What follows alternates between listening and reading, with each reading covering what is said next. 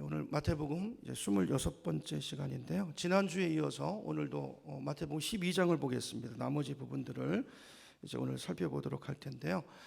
지난주 봤던 것처럼 이제 12장에 들어오면서 우리는 예수님을 향한 반대가 점점 본격화되고, 그렇죠? 점점 더 이렇게 심해지는 것을 보고 있는데요.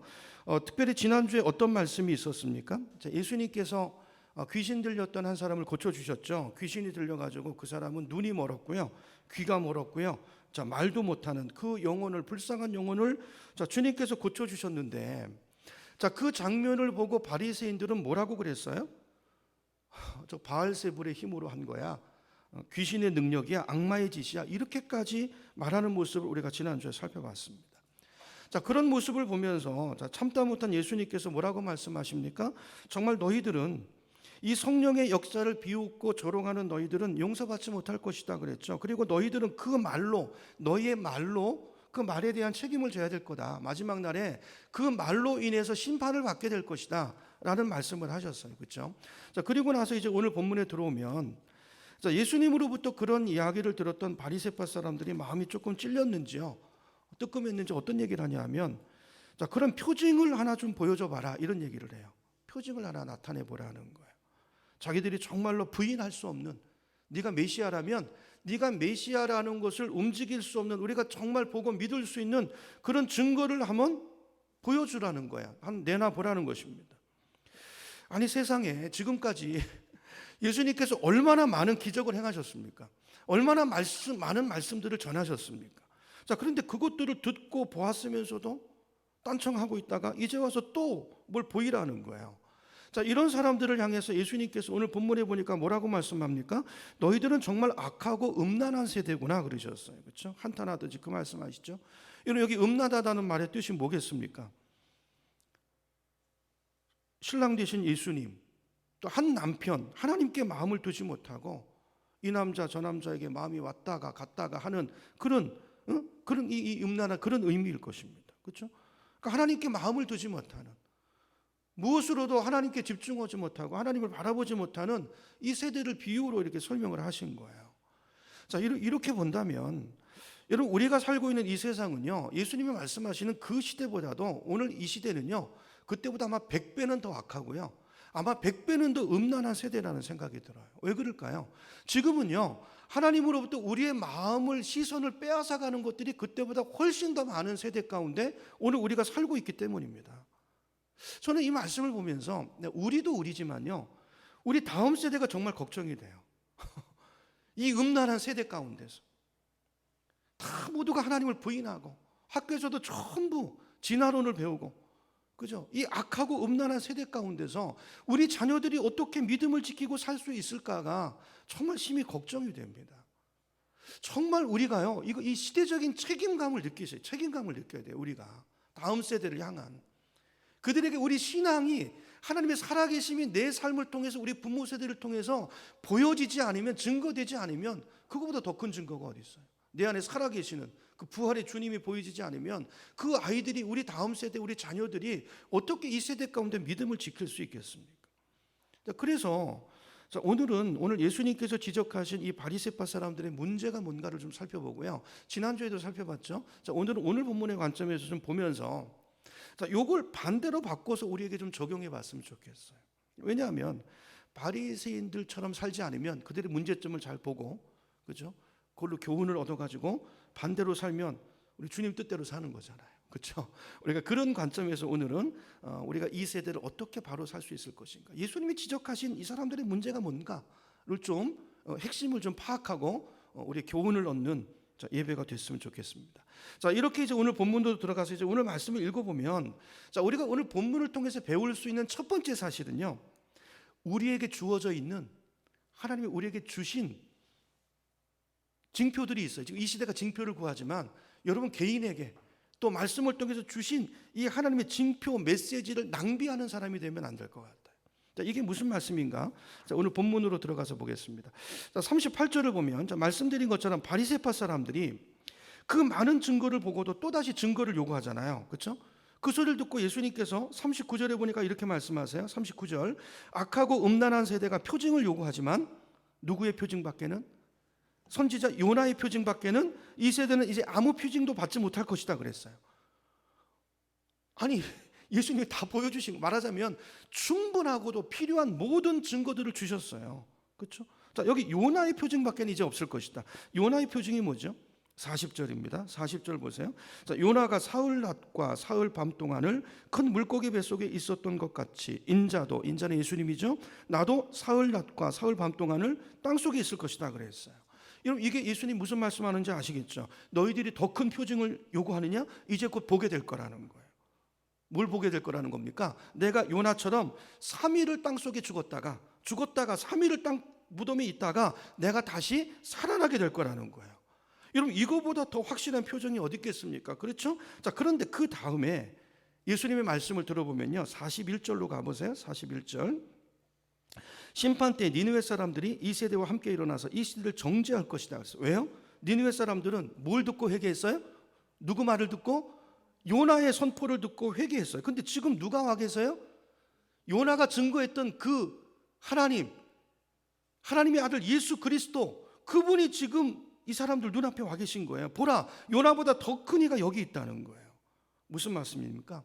이제 앞으로 보일 표징이 남았는데, 그러나 그 확실한 표징이 십자가와 부활, 그것이 너에게 주어지면 그때는 이미 때가 늦은 거라는 거예요. 때가 늦은 거라는 거예요.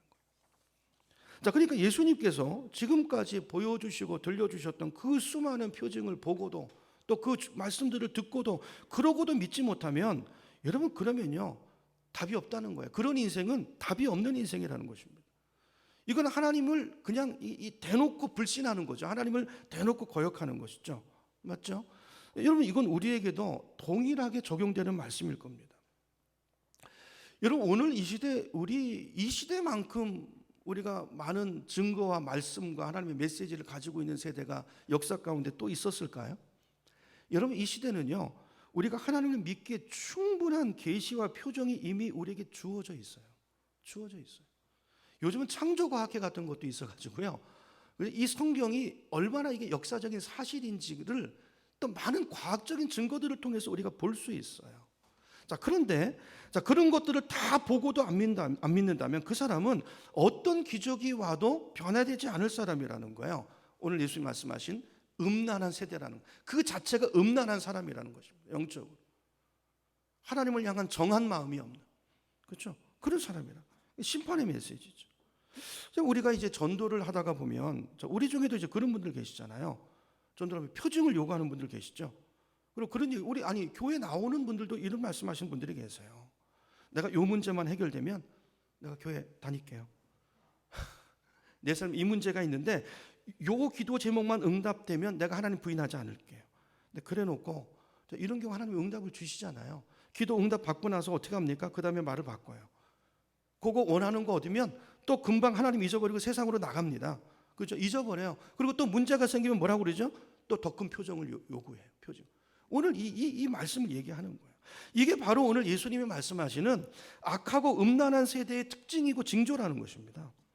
여러분, 오늘 우리가 이 말씀을 통해서 기억해야 될 것은요, 우리에게 주어져 있는 표징으로 충분하다는 거예요. 주님이 그 말씀하시는 거예요. 오늘 우리에게 말씀하는 거예요. 지금 나에게 주신 그 메시지만으로 충분하다는 거예요. 그죠? 그리고 하나님 지금도 여러분, 우리 개개인 가운데 성령이 우리에게 표징을 주고 계시고 말씀하고 계세요. 계속 우리에게 메시지를 말하고 계세요. 예를 들면 우리가 지금 당하고 있는 이 코로나 바이러스 사태 같은 것도 한번 보세요.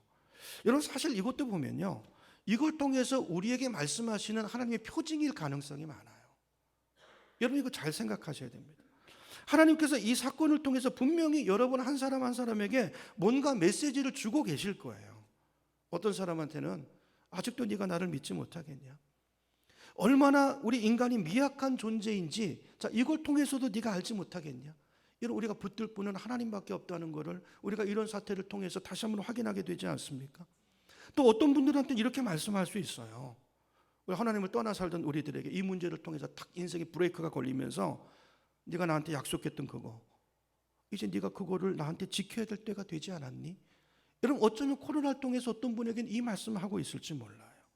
또 어떤 분들한테는 우리가 하나님을 떠나 살던 우리를 멈춰 세우시고 회개를 촉구하시는 것일 수도 있습니다.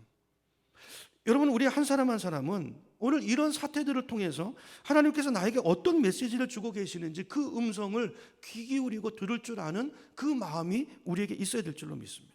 왜냐하면요, 여러분, 영적인 나태함, 이게 죄예요, 죄. 그리고 이게 마지막 날에 심판의 대상이 될 것이기 때문에 오늘 주님이 그 얘기 하시는 거예요. 42절로 가볼까요? 42절을 보세요. 자, 42절 보면 또 심판 얘기를 하시죠. 심판 때 남방 여왕이 이 세대와 함께 일어나서 이 세대를 정죄할 것이다. 그는 솔로몬의 지혜를 드리려고 어디서 왔어요? 땅 끝에서부터 왔어요. 솔로몬이 지혜 있다는 얘기를 듣고 자기 인생의 문제, 영적인 인생의 갈급함, 그 문제를 풀어보려는 그 갈증 때문에 그 멀리서 그 소문을 듣고 왔다는 거예요. 그러나 보아라, 누가 여기 와 계세요? 솔로몬보다 더 큰 이가 여기 있다 그러시잖아요. 여러분, 이거 우리에게 주시는 말씀이에요. 여러분, 예수님은 가셨지만 우리 안에 누가 와 계세요? 성령이 와 계세요. 성령이.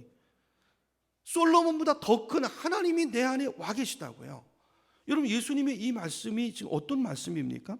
여러분, 이 남방여왕 얘기는 역대기서에도 나오고 열왕기서에도 나오는 얘기잖아요. 솔로몬이 지혜가 있다는, 지혜가 많다는 소문을 듣고 남방에 있는 여왕이 솔로몬을 찾아와요. 그 먼 길을 걸어서 말이죠. 그 옛날에 자기 인생의 그 갈증, 풀 수 없는 인생의 문제, 그 문제에 대한 답을 얻을까 해서 솔로몬의 지혜에 대한 소문을 듣고 그 먼 길을 걸어왔다고요. 그리고 그 자기 인생의 질문들에 대한 해답을 얻고 기뻐서 돌아갔다는 이야기를 주님이 하고 계세요. 뭘 말하고 있는 거죠? 아니, 그 남방의 이방 여인이 솔로몬 소문을 듣고도 그 먼 길을, 그 영적인 갈증을 가지고 찾아왔다면, 아니 근데 지금 누가 계세요? 하나님이 와 계시잖아요. 근데 너희에게는 어떻게 그 영적인 문제에 대한 갈증이 없느냐? 아니 어떻게 그렇게 갈급함이 없죠? 이거 오늘 우리에게 주시는 말씀 아닙니까? 아니, 영적인 갈급함이 없이 영적으로 나태하고 게을러 있는 그런 우리들을 향해서 주시는 주님의 경고의 말씀인 줄로 믿습니다. 여러분, 이 코로나 바이러스 사태가 우리를 깨우는 것이 돼야지 영적으로도 하나님과 멀어지고 잠드는 것이 되면 절대로 안 될 거예요. 이거는 만약에 이렇게 간다면 그분은요, 그 안에 성령이 없는 사람이에요. 분명히 성령님께서 말씀하실 거예요. 여러분, 개개인에게 말씀하시는 것들이 있어요. 이걸 통해서 여러분, 하나님께서 나에게 무슨 말씀을 주고 계시는지, 나를 어떤 자리로 인도하고 계시는지 여러분 잘 들으실 수 있기를 축복합니다. 들어야 삽니다. 들어야 살아요. 거기에 길이 있어요. 그렇죠? 잠언서 2장 4절을 보시면 잠언 기자가 이렇게 이야기해요. 잠언 2장 4절 제가 읽습니다. 은을 구하듯 그것을 구하고 보화를 찾듯 그것을 찾아라 그랬어요. 여러분, 요즘 사람들이 얼마나 돈 버는 것, 은을 찾고 보화를 찾으려고 눈이 뻘게 있습니까? 그렇죠? 눈 뜨고 잠잘 때까지, 아침부터 새벽부터 밤까지 전부 그 마음 가지고 진리를 한번 추구해 보라는 거예요. 여러분, 그 10분의 1 마음만 가지고 하나님을 한번 찾아보라는 거예요. 찾아보라는 거예요. 안타까움입니다. 안타까움. 5절 보면, 자, 그렇게 하면 뭐라고 되어 있습니까? 그렇게 하면은 뭐죠? 좀 그렇게 하듯이 좀 구하고 좀 찾아보면, 그러면 뭐라고 되어 있습니까? 너는 주님을 경외하는 길을 깨달을 것이며 하나님을 아는 지식을 터득할 것이다 그랬어요. 그러면 그 진리가 우리를 자유케 하는 것입니다. 우리 인생의 길이 열리고 하늘의 은혜가 임하는 것입니다. 전혀 다른 차원의 인생을 살게 된다는 거예요.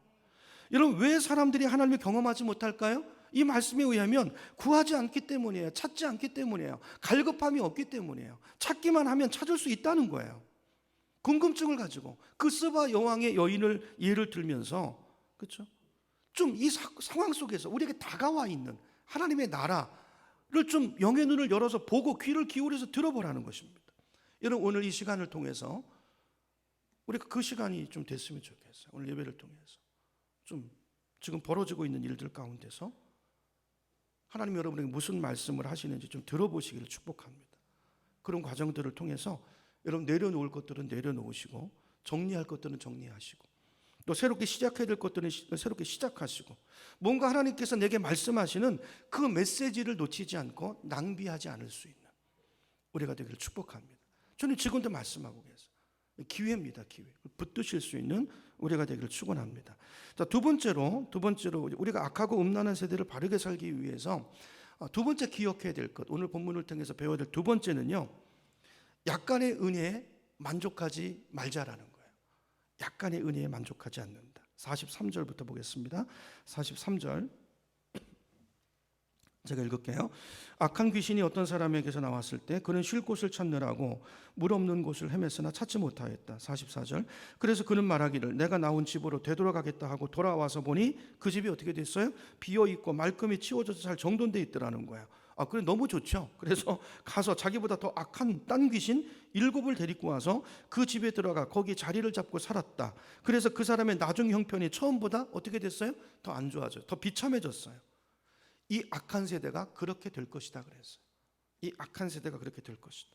여러분 이 말씀이 어떤 내용인지 아시겠죠? 그러니까 귀신을 내쫓는 것이 능사가 아니고 우리 이런 표적을 구하잖아요. 우리 가운데 얼마나 이런 많은 은혜가 주어졌습니까? 근데 그 다음이 중요하다는 거예요. 귀신을 쫓아내는 것 그걸로 문제가 해결되는 게 아니라 그 다음이 중요해요. 귀신을 쫓아내고 거기에 예수님으로 채우지 않으면, 하나님으로 채우지 않으면 어떻게 된다고요? 귀신은 얼마든지 다시 돌아올 수 있고, 다시 돌아올 때는 그 사람의 상태가 어떻게 된다고요? 처음보다 훨씬 더 안 좋아진다는 거예요. 더 악한 귀신을 데리고 들어온다는 것입니다. 이 얘기죠. 자, 근데 여러분 보세요. 이 이야기를 예수님께서 지금 누구에게 하시는 거예요? 이 말씀을 누구에게 하시는 것입니까? 오늘 문맥을 보면 지금 누구와 대화하고 있어요? 바리새인과 지금 얘기를 하고 있죠. 자, 그러므로 이 이야기는 문맥에서 봐야 되니까 어떤 특정한 개인에게 하는 말이 아닌 것 같고, 제가 볼 때는 바리새파 사람들을 포함한 유대교 자체를 두고 얘기하는 것 같아요. 유대교. 무슨 말이냐면 여러분 예수님 당시 유대교 안에는요 4개 파벌이 있어요. 4개 종파가 있었어요. 첫 번째는 우리가 잘 아는 바리새파가 있었고요. 가장 열심을 내는 사람들이요. 두 번째는 사두개파가 있었고요. 세 번째는 열심당원 시몬 같은 그렇죠. 열혈파가 있었고요. 그 다음에 성경에 나오지 않지만 에세네파가 있었어요. 은둔하고 있는. 자, 이런 4가지 파가 있었는데, 자, 이들 대부분은요, 이 전시대 유대교가 굉장히 타락해 있었거든요. 그 타락한 유대교를 좀 개혁해서 바로잡아 보려는, 그래서 하나님께 더 가까이 나아가 보려는 그런 열망으로 이런 종파들을 시작했다고요. 근데 이 4개 파 중에서 가장 열심히 있고 가장 경건하고 가장 순수하게 진리를 추구했던 사람들이 누구였냐 하면 오늘 본문에 나오는 바로 바리새파 사람들이었습니다. 자, 그래서 이들의 열심이, 이들의 개혁이 어느 정도 성공을 거뒀어요. 자, 그런데 시간이 지나면서 어떻게 됐어요? 다시 망가져 가고 있는 거예요. 처음에 좋았는데 성령으로 시작했다가 육신으로 점점 이 상황을 지금 예수님께서 말씀하고 계시는 거예요. 자, 예수님이 바리새파 사람들한테 이야기를 왜 하실까요? 개혁이라고 하는 것은 한 번 한다고 끝나는 게 아니라는 것입니다. 한 번 청소하고, 우리 신앙생활도 그래요. 한 번 은혜 받는다고 그 사람이 완전히 안 그래요. 계속 더 깊은 은혜로 들어가야 돼요. 그 은혜는 더 깊은 은혜로 초대하는 하나님의 초대입니다. 근데 그거에 얕은 은혜에 만족하고 얕은 강가에서 발목만 담그고 있다가 다시 세상으로 돌아가면요, 여러분 악한 마귀가 있습니다. 악한 마귀가 있어요. 그렇게 되면 세상 속으로 들어가면 그렇게 다시 우리 지금 상황이 처음보다 훨씬 더 안 좋아진다는 거예요. 그러므로 청소 한 번 한다고 되는 게 아니라 깨끗하게 치웠으면 거기에다가 어떻게 해야 돼요? 거룩한 것으로 채우셔야 돼요. 하나님의 말씀으로 채워야 되고, 더 큰 주의 은혜로 채워야 되고, 하나님 그분으로 채워야 되고, 그분을 영접하고 성령님을 모시고 성령을 따라 행하는 그 순종의 삶으로 채워가야 되는 것입니다. 그러므로 오늘 이 말씀은요, 우리 개인에게 유대교의 당시에 주는 말씀이지만 따지고 보면 오늘 우리에게 더 정확하게 직접적으로 주시는 말씀이라고 보여져요. 여러분 오늘 이 말씀 우리 마음에 좀 잘 새기시고 여러분 나름대로 적용하시면 좋겠어요. 여러분 교회 와서 뭔가 갈급했던 내 마음이 한번 채워지고 괴로웠던 내 마음이 한번 위로받는 것으로 족하게 여기지 마시기 바랍니다. 더 깊은 은혜의 강가로 들어가셔야 돼요. 하나님 그분을 붙드셔야 돼요. 징표를 붙드는 게 아니라 그 징표를 주신 그 하나님을 이제 붙드셔야 돼요. 그렇죠? 많은 분들이 어떤 문제 때문에 교회 나왔다가 그 문제가 해결되면 교회를 떠나버리고 거리를 두고 하나님의 은혜로부터 멀어지고 적당히 거리를 두고 사는 분들이 굉장히 많아요. 근데 그러면 안 돼요. 왜냐하면 더 나빠질 수 있습니다. 옛날보다 더 안 좋아질 수 있습니다. 이렇게 해서 한번 은혜가 떠나고 내 안에 악한 것이 들어오잖아요. 그러면 그 다음에 은혜 받기가 굉장히 어려워져요. 왜요? 오늘 본문에 나와 있죠. 더 악한 귀신이 들어와 있기 때문에 그래요. 여러분, 영적인 세계를 절대 무시하시면 안 됩니다. 하나님으로부터 우리를 멀어지게 하는 귀신들이 있어요. 악한 마귀의 역사들이 있습니다. 마귀는 절대로 우리를 그냥 두지 않습니다. 틈을 봐요. 은혜 받을 때 잠시 떠나는 것입니다. 다시 우리 육신을 추구하면서 우리를 더 큰 귀신을 들어와가지고 장악할 수 있어요. 오늘 본문을 말씀을 이거 여러분 이 세대를 말씀하시죠. 세대. 그렇죠? 자, 그렇기 때문에 오늘 저와 여러분이 예수님을 믿고 내 삶을 개혁하기 시작했으면 이 개혁을 끝까지 해나가야 돼요. 주님 오시는 그날까지. 성령을 따라 사는 삶을 지속해 나가셔야 돼요. 언제까지요? 우리가 진짜 하나님을 만나고 진정으로 주님 안에서 안정을 누릴 때까지, 그때까지. 이런 작은 은혜에 만족하지 말고 마음의 작은 위로, 이런 예배의 목적은 그 위로가 아닙니다. 하나님을 내 안에 모시는, 그죠? 조금 뭔가 문제 해결되고 고쳐졌다는 것에 만족하지 마시고 정말 하나님께 소망을 두시고 내가 남은 인생 아까 찬양한 것처럼 주님을 따라 살겠다고 굳게 마음 먹으시고 좀 어려움이 오더라도 양보하지 말고 대가를 지불하시고 그렇게 한번 살아보세요. 그러면 잘 될 겁니다. 그러면 하나님을 정말 놀랍게 경험할 겁니다. 이 자리로 하나님 우리를 초대하시는 거예요. 그러지 않고 하나님을 떠나서 내가 주인 돼서, 오늘 새벽에도 그 말씀이었잖아요. 시편 9편이 참 기가 막힌 말씀. 제가 어제 밤새 그 말씀에 눈이 안 떨어졌었는데요.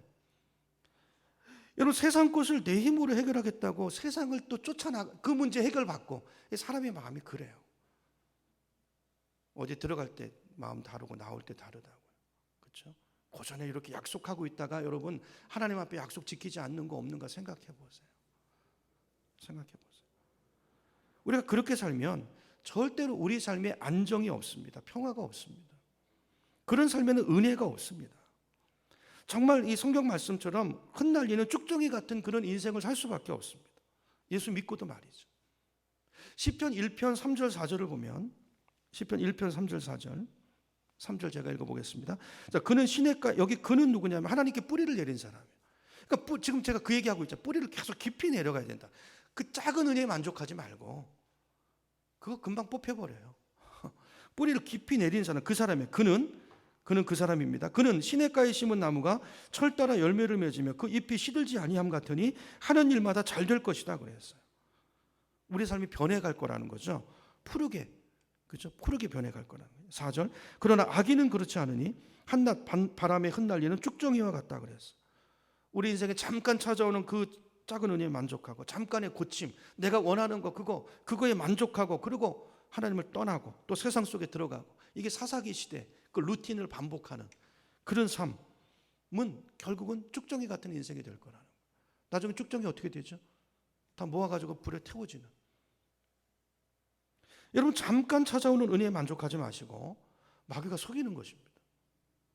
거기 속지 마시고 끊임없이 하나님 앞에서 개혁을 추구해 나가시고, 그래서 주님 주시는 안정과 주님이 주시는 진짜 평화를 누리고 살 수 있는 우리 모두가 되기를 축복합니다. 두 번째고 마지막 세 번째는, 자, 우리가 음란한 세대를 바르게 살아가려면 세 번째는요, 새로운 공동체에 내 소명을 두셔야 돼요. 소속을 두셔야 돼요. 새로운 공동체가 뭘까요? 46절 보겠습니다. 46절. 자, 예수께서 아직도 무리에게 말씀하고 계실 때 예수의 어머니와 형제들이 예수와 말을 하겠다고 바깥에 서 있었다. 어떤 사람이 예수께 와서 말하였다. 보십시오, 선생님의 어머니와 형제들이 선생님과 말을 하겠다고 바깥에 서 있습니까? 자, 여기 이제 예수님의 형제들, 어머니가 찾아왔는데 왜 왔을까요?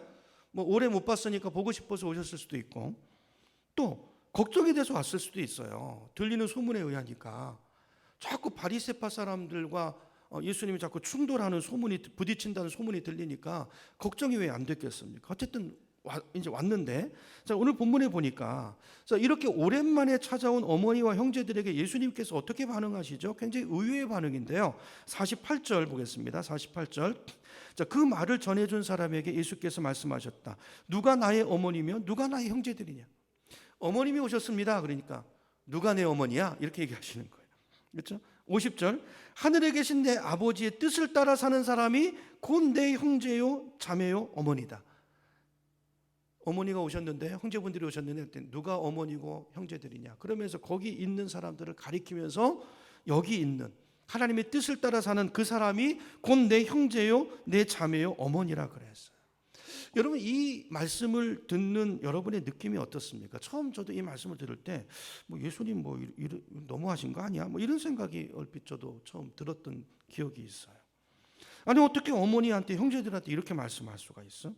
여러분, 이 이야기는요, 우리 고난주간 때 깊이 말씀을 나눴어요. 기억나시나요? 이번 고난주간 반복되는 얘기는 안 하려고 하고요.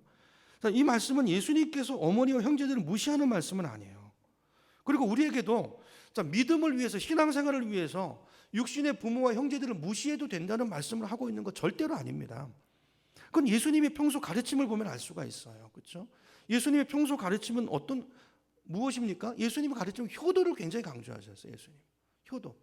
고르반 얘기도 하시고요. 효도를 강조하셨어요. 그리고 본인 스스로도 예수님은요, 예수님 스스로가 효자이셨습니다. 효자.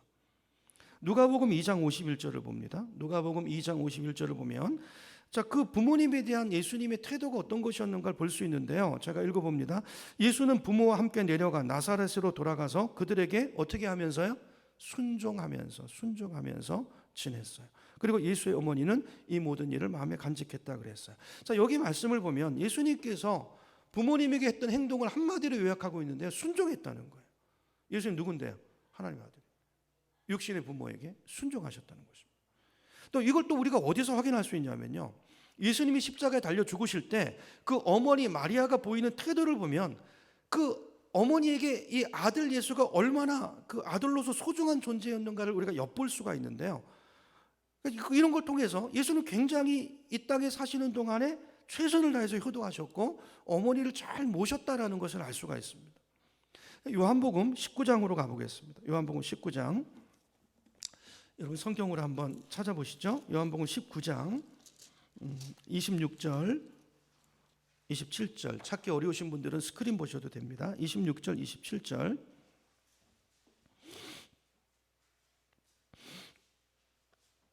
이 말씀은 이제 예수님 십자가에 달렸을 때 장면인데요. 제가 읽어볼게요. 다른 번역으로 항상 읽으니까 비교해서 보시면 됩니다. 예수님께서는 자기 어머니와 그 곁에 서 있는 사랑하는 제자, 누구죠? 요한을 보시고 어머니에게, 어머니, 이 사람이 어머니의 아들입니다, 이렇게 말씀하시고, 그 다음에 제자를 향해서는 자, 이분이 내 어머니다, 이렇게 말씀하셨어요. 그때부터 그 제자는 그를, 어머니를, 마리아를 자기 집으로 모셨다, 이렇게 되어 있습니다.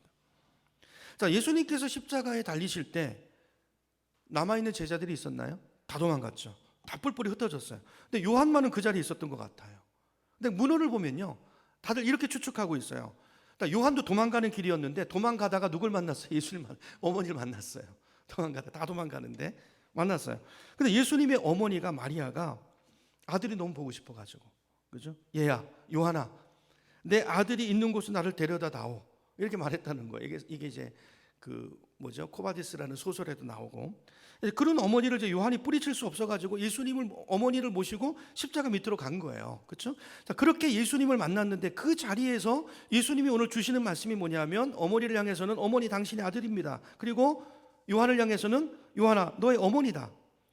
이거는 이제 어머니를 향한 마지막 육신의 아들로서 예수님이 이제 배려하는 것이기도 하지만, 그렇죠? 그리고 이때부터 이제 요한이 그 예수님의 어머니를 자기 집에 모셨다는 말씀이 나오잖아요. 근데 더 깊은 의미가 있다는 말씀을 드렸죠. 우리 고난주간에 드렸던 말씀이죠. 예수님께서 새로운 가족의 탄생을 선언하고 계시는 거예요. 이런 마지막 때 예수님께서 하나님의 아들이신데 단지 그 목적만 가지고 이야기했겠습니까? 그렇죠? 새로운 가족의 탄생을 말씀하시는 거예요. 교회, 하나님이 남기신 새로운 가족 공동체인 교회, 이 교회를 통해서 하나님의 나라를 이루어 가실 것을 주님께서 말씀하고 있는 것입니다. 그리고 이 새로운 가족의 탄생을 왜 십자가에서 말씀하셨을까요? 그것도 말씀을 드렸죠. 왜냐하면 이 십자가를 통과한 자만이 교회 안에서 이 가족을 서로 나의 가족으로 받아들일 수 있는, 십자가를 통과한 자들만이 영적인 가족이 될 수 있다는, 그렇게 살 수 있다는 것을 주님께서 십자가 위에서 그 말씀으로, 그 새로운 가족으로 어머니와 자녀를 초대하고 있는 것이죠. 여러분, 오늘 우리 교회 공동체, 여러분 교회는 너무 소중한 공동체입니다. 여러분, 가정과 더불어서 교회는요, 정말 우리 인생을 걸 만큼 가치 있는 공동체예요. 가치 있는 공동체. 오늘 주님께서 바로 그 시대가 왔다는 얘기를 하고 있는 거예요. 이제부터 하나님께서 이 새로운 가족 공동체인 교회를 통해서 하나님의 나라를, 이 교회를 통해서 이 땅을 축복하는 그 모든 일들을 하나님께서 교회를 통해서 이루어져 갈 것을 오늘 선포하고 계시는 것입니다. 교회는 어떤 것입니까? 자, 우리가 서로를, 자, 오늘 이 말씀을 이렇게 받으셔야 돼요. 예를 들면 안은혜 집사님한테 저기 우리 황보정석 집사님한테 이렇게 말씀하시는 거예요. 보라 내 어머니라. 예수님 이렇게 말씀하시는 거예요. 우리를 향해서. 우리 황보정석 집사님에게 안은혜 집사님을 향해서 보라 내 딸이라 이렇게 얘기하는 것입니다. 이걸 어디서 말씀하셨다고? 십자가 위에서. 십자가의 사랑을 통해서. 십자가의 사랑을 통과한 그 사랑으로, 우리를 사랑하신 그 사랑으로 이제 누구를, 내 옆에 형제를 그렇게 내 어머니로, 내 가족으로 피 한 방울 나누지 않았지만 영적인 가족으로 영원히 천국에서 영원토록 함께할 그 영적인 가족으로 우리를 불러주셨음을 기억하고, 우리가 가족 공동체이고 이 안에서 그 사랑으로 우리가 하나됨을 이루어 가야 될 그 비전을 오늘 예수님께서 우리에게 주신 것입니다. 여러분 한번 생각해 보세요. 우리 주변에 있는 분들 보세요. 다 다르잖아요. 성격도 다르고 다 다릅니다. 정말 나랑 맞지 않는 사람들도 있어요. 교회 안에 이렇게 들어와 있어요. 세상 같으면 정말 같이 지내기 힘든 사람인데 우리를 성령 안에서 하나 되게 하신 것입니다. 자, 이것을 통해서 뭘 훈련하는 거예요? 사랑을 훈련하는 거예요. 사랑을 훈련하는 거예요.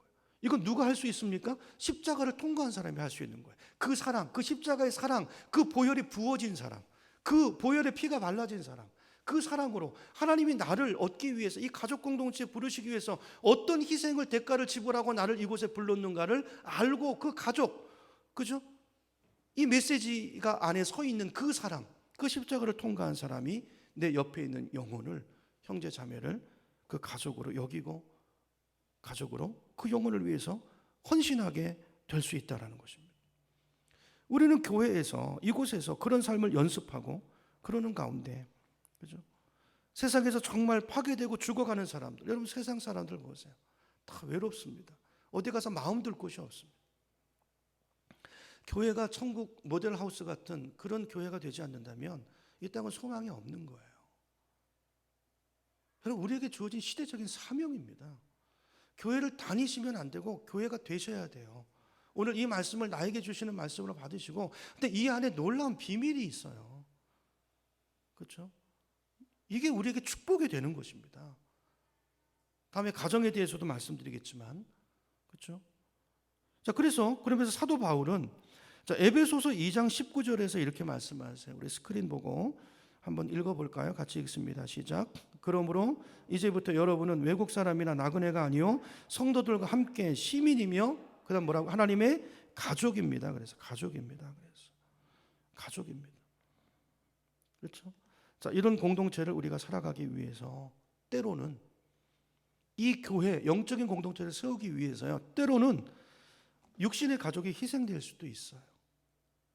이건 다 부르심이 다르지만, 자, 저 같은 목회자나 선교사님이나 이런 분들은요, 피 하나 섞이지 않은 영적인 가족을 섬기기 위해서 정작 육신의 부모님을 섬기지 못하고 정작 육신의 자녀를 돌보지 못할 그런 기로에 놓일 때가 있다고요. 이럴 때 고민이 되고 갈등이 될 때가 있죠. 그런데요, 여러분 이건 약속입니다. 이 공동체를 위해서, 그렇죠? 이걸 위해서 뭔가를 희생하면 하나님이 결코 오늘 찬양한 것처럼 하나님이 신실하세요. 헛되게 하지 않습니다. 다른 사람을 섬기기 위해서, 하나님 나라를 섬기기 위해서, 남의 자식을 챙기기 위해서 내 자식은 늘 뒷전일 경우가 있을 수 있지만, 이런 사명을 감당하다 보면 그렇잖아요. 아까 은을 구하듯이 또 금을 구하듯이 하나님을 구하고 찾으라고 그랬는데, 여러분 세상을 위해서 그렇게 하지 않습니까? 여러분 돈 벌기 위해서 여러분 그렇게 하지 않습니까? 근데 하나님을 위해서 우리가 그렇게 하지 않아요. 한 나라 가족을 위해서. 그렇죠? 그래서 우리가 하나님을 경험하지 못하는 것입니다. 그렇죠? 저도 이제 목회를 처음 막 시작했을 때 이런 마음이 들 때가 종종 많이 있었어요. 열심히 사역을 하고 사역이 너무 바쁘고, 그럴 때 자녀를 돌봐야 될 일이 있는데 가지 못하는 거예요. 가지 못하는 거예요. 그리고 피 한 방울 섞이지 않은 다른 사람을 섬기겠다고 어떨 때 처음에는요, 내가 지금 이거 뭐 하는 짓이지? 이런 회의가 막 몰려올 그럴 때가 있었어요. 근데 그때마다 주님께서 주시는 말씀들이 있어요. 그렇죠? 그게 너의 일이라는 거예요. 네가 내 일하면 내가 네 일을 하겠다.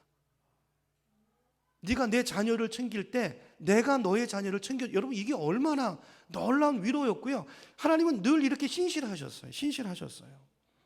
그것이 우리가, 여러분, 이건 목회자만 받는 콜링이 아닙니다. 여러분, 사역 속에서 예수님 말씀하셔요. 너희는 먼저 그의 나라와 의를 구하라 그랬어요. 자, 이렇게 따라가는 사람이 하나님이 더해 주시는 은혜를 경험하는 것입니다. 자, 이때 이 기로에서 성령의 말씀을, 성령을 따라 행하지 않고 내 육신의 생각을 따라서 행하면 내 수준에서 살아요. 내가 내 삶을 늘 곤고하고 그 삶에 안정이 없고 평안이 없습니다. 말씀을 따라가 보면 이게 세상으로 볼 땐 미련한 짓이고 손해보는 짓인데, 아니요, 하나님 그렇게 하지 않았어요. 하나님 그런 하나님이 아니세요. 놀랍게 역사하십니다. 저는 여러분이 신앙생활의 경륜이 조금씩 더해 가시면 이런 헌신들을 해보시기를 정말 축복합니다. 말씀을 따라 행해 보시고 뭔가를 헌신해 보시고 순종해 보시기를 축복합니다. 내가 할 수 없었던 일이 이루어져요. 그 순종으로. 하나님이 내 인생의 주인이심을 그걸 통해서 우리가 확인하게 되는 것입니다. 여러분, 이 말씀은 내 가족을 팽개치라는 말씀이 아니라는 말씀 드렸죠. 그런 의미는 전혀 아니고 하나님의 특별한 부르심이 있을 때가 있어요. 그래서 우리가 성령의 음성을 들을 줄 아는 사람이 되는 게 너무 중요해요. 어떤 경우에 하나님이 나를 그 순간에 헌신을 요구할 때가 있다고요. 그때 그 음성을 듣고 하나님을 신뢰하고 거기에 인생을 걸어보라는 거예요. 내가 해야 될 일은 맡기고 주님께. 그렇죠? 그게 믿음입니다. 그럴 때 하나님께서 우리에게 능력을 주시고 하나님이 우리 인생 가운데 개입하시고 역사해 주신다는 거예요. 하나님은 이렇게 경험하는 것입니다.